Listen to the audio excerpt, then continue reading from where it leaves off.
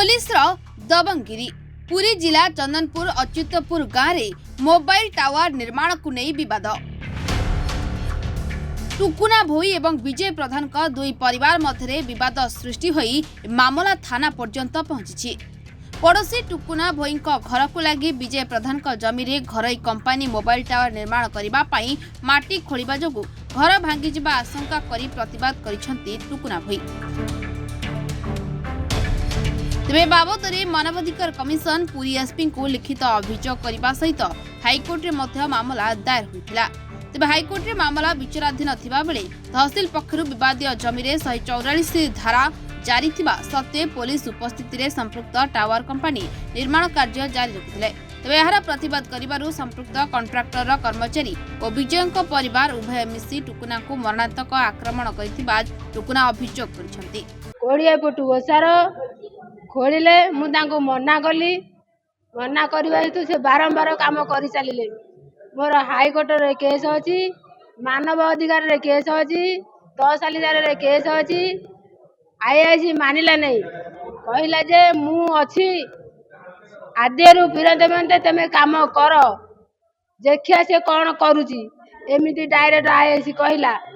एकता कहिगिरी मो घरे पसिगिरी गुला करी मते बाड़िया बाड़ी करी मो हाथ काच भांगिगिरी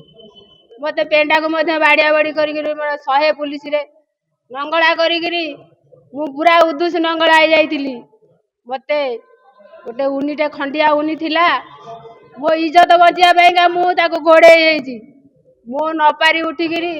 मु गोबर पानी धरितेली सेठे गाई गुआला गोटे गिरी मु जाउतेली मु फोपाड़ी रहिची किंतु का उपरको फोपाड़ी जाइली मु जानी नहीं। केवल आईआईसी कहूची जे मो उपरको फोपाड़ी बोली मु आईआईसी उपरको फोपाड़ी नहीं। एबे दाबी कोन करछो मु दाबी करछि न्याय पाई मो स्वामी के बिना दोषरे माड मारिगिरी मो स्वामी मध्ये गंडगोल विषय मो स्वामी नतरा झाड़ा बसिया को जाइतला ताको धरि नै जाइंदी साडे बाडिया बाडी करिगी पानी मध्ये भागे जे स्वामी के दे ना हमें बाडे जंदे मो स्वामी ए बड़ा अवस्था करिसंदी हमें जो तेणु आईआईसी को एसिड नुहे बरं हाथ पाहांतारे थिबा गोबर फिंगिछंती बोली पिपिली रे जातीय दलित आदिवासी माइनॉरिटी महासंघ द्वारा आयोजित सांबादिक सम्मेलन में निजे स्वीकार करिसंती टुकुना। तेबे एने महासंघ पक्षरु सांबादिक सम्मेलन जरिया सरकार दृष्टि आकर्षण करा जाई न्यायोचित पदक्षेप नेबा पाई दाबी करा जायछि। नचेत आगामी दिन में एहाकु नै आंदोलन करा जिबा बोली महासंघ सभापति विजय सेठी कहिसंती। कि बाड़ेबा ता देहा तो खंडिया करिबा जेते बेले उठिला से महिला कोन करिवो निज इज्जत को बंचाय पाई निश्चित भाव रे से किछि उडा एक्शन नबो तेनु गोबर पकेइजी गोबर जेते बेले गोटे आईआईसी शिक्षित युवक पाठ पढिकिरी आईआईसी हेचंती तेनु से जेते बेले 100टा भूल करूचंती आईन कानून को मानिबेनी कमिशनर को मानिबेनी एबोली भूल करी से तांकर माने तांको काम करि चलिबे कामटा को आईन द्वारस्थ है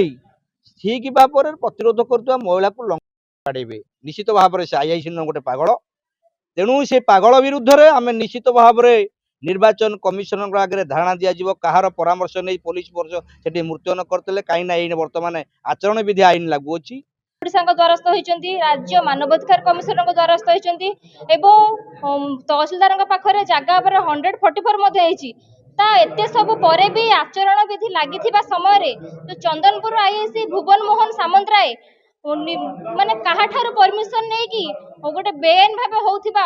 प्राइवेट एयरटेल टावर को सुरक्षा दउछंती निजे निजे सेठी उपस्थित रहउछंती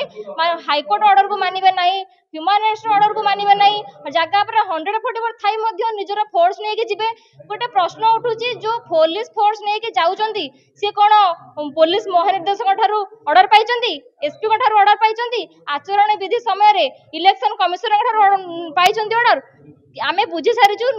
इलेक्शन कमिशनर आमको मना करछंती कि कोनोसी ऑर्डर तांको दिया जाय नै बोली आईआईसी ए जो मनमानी कार्य एवं घटनास्थल रे जो टुकुना भोई जेतेबेले तांको विरोध करले काम हेई परिबनी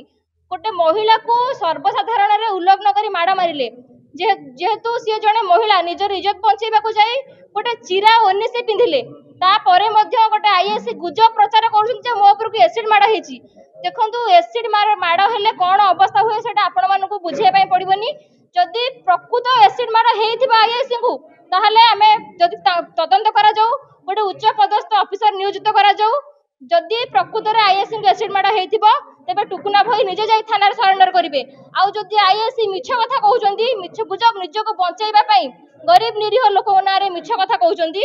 तेबे दरकार पड़ले आईआईसी को विरुद्ध रे जत्ते बड़ा पदक्षेप हेले भी संगठन करिवो एवं टुकुना भई मध्ये एथि पई हमको अभियोग करू। गोपरू जयंत कुमार सेठीଙ୍କ रिपोर्ट रिपोर्टर्स टुडे।